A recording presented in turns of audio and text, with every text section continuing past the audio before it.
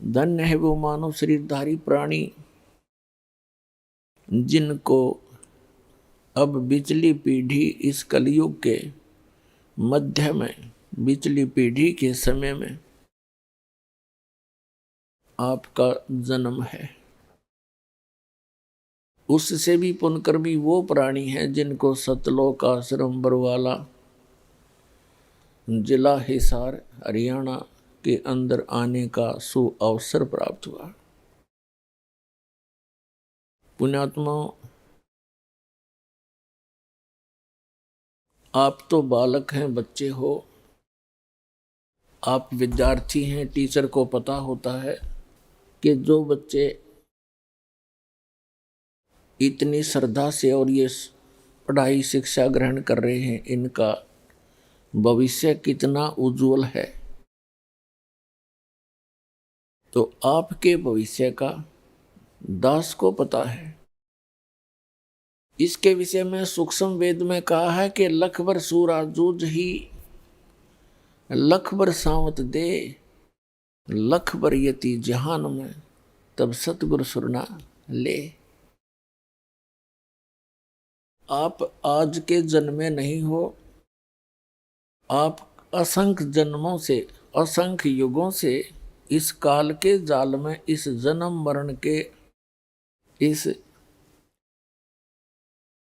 अरहट के कुएं में आप गिरे हुए हो। और आपने ऐसी ऐसी साधनाएं भी की हैं, आपने बड़े बड़े त्याग भी किए हैं परमात्मा के लिए, लेकिन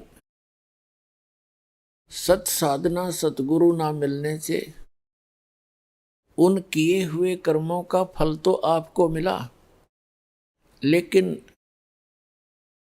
वो व्यर्थ रहा। अब जैसे आध्यात्मिक ज्ञान के अंदर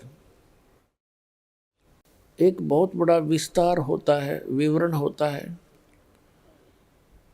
उसमें ये भी कहा गया है कि जैसे कर्म करेगा वो फल आपको अवश्य मिलेंगे।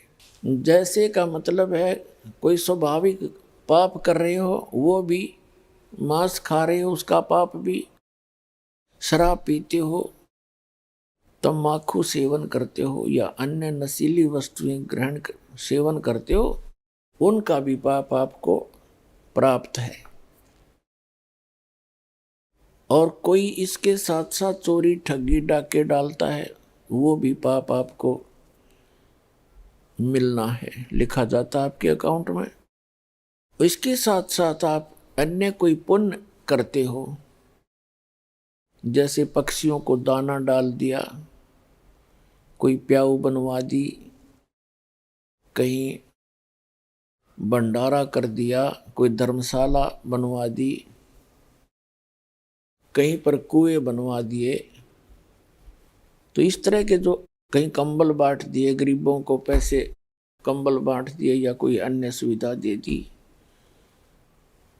भंडारे कर दिए, ये सभी कर्म आपको प्राप्त होंगे,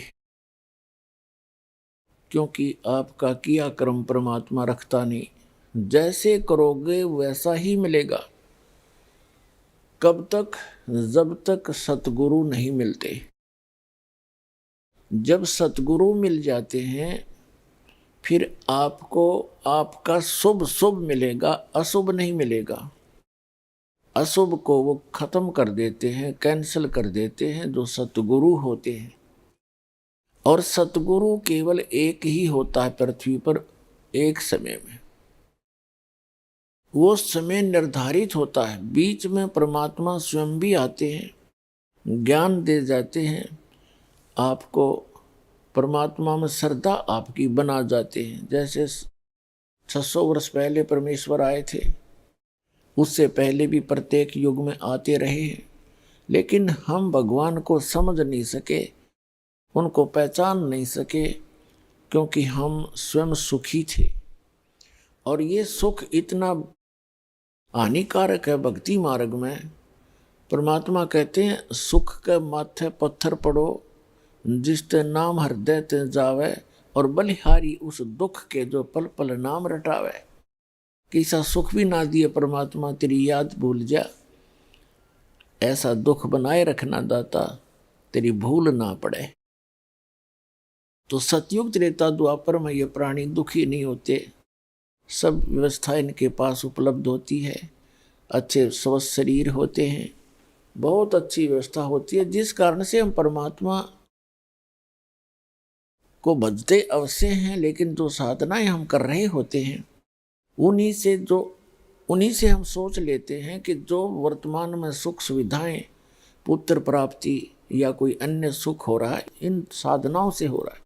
लेकिन वो साधना उस दिन भी गलत थी, आज भी गलत है। वह आज तो आपको पता ही लग गया। और अब ये समय है जो मोक्ष होगा। अब से पहले आप केवल अपना किया कर्म ही प्राप्त करते रहे।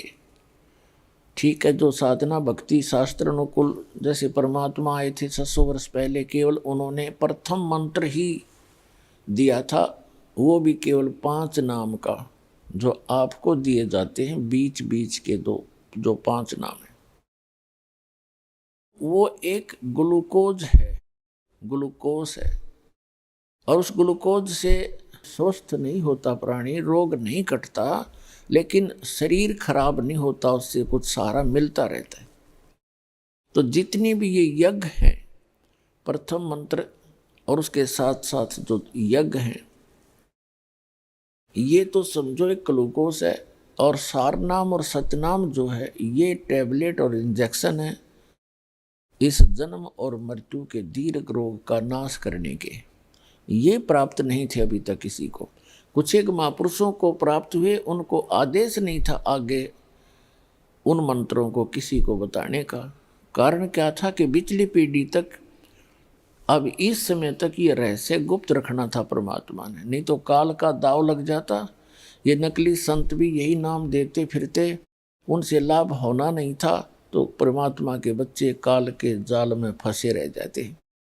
आदरणीय नानक साहिब जी को ये मंत्र मिला था, सतनाम भी सारनाम भी।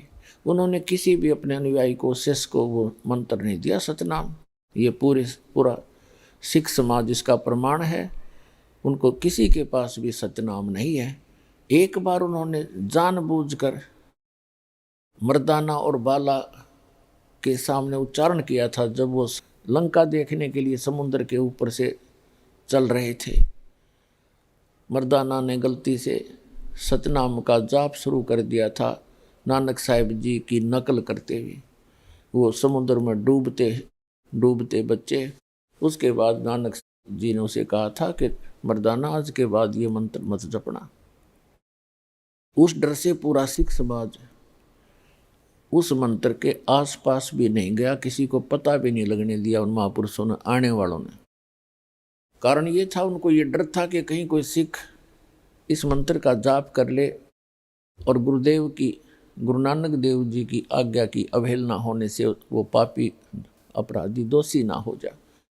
उनका कारण क्या था, अब आपके समझ में आवेगी वो क्यों छुपाया था।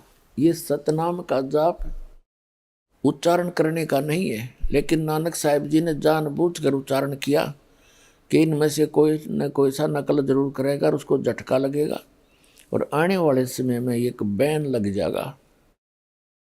तो पुण्यात्माओं, वो महापुरुषों बैन लगा गए थे। अब इस दास को भेजा है इस बैन को तोड़ने के लिए, उन्हीं परमात्मा के आदेश से। तो कहने का भाव ये है कि जब तक ये समय नहीं आना था, तब तक वो महापुरुष आपको ग्लूकोज लगा गए। अब दास भेज दिया एक सर्जन बना के।